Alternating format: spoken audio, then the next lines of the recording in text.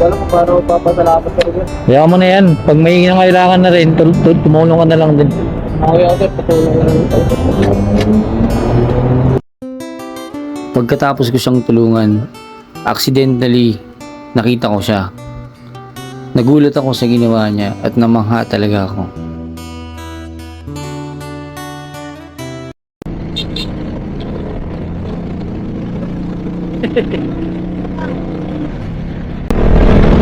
Gagi, ang galing niya.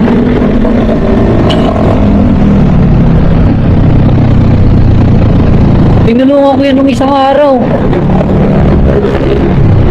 Ano? Abayan natin.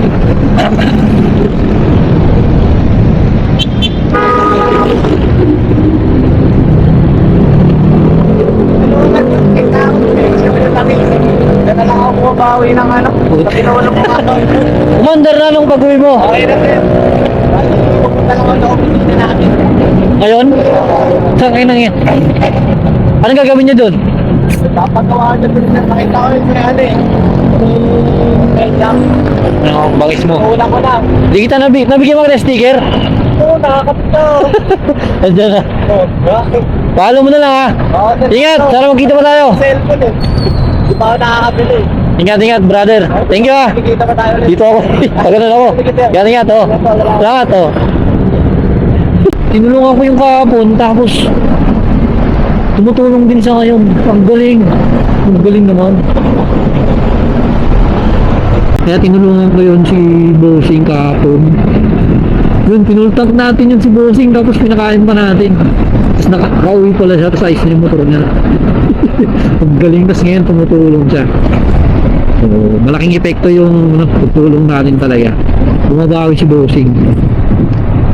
Sayang lang, hindi siya makapagtrabaho. Nagre-report pala siya ngayon sa JNT. Nagre-report siya ngayon. So, hindi siya nakapasok kasi wala na talaga siyang cellphone, wala na siyang magagamit. Yun. Ang galing, nakaka-amazing. Huh? Ang bait ni Lord. Ang bait ni Lord. Ang galing, na-amaze ako dun ah. Sabi ko, sino nga itong nagtutulak? Ang galing, na-speechless ako dun ah, galing. Nakilala niya ako, nasa likod ako. Nakilala niya ako sa side mirror. Galing.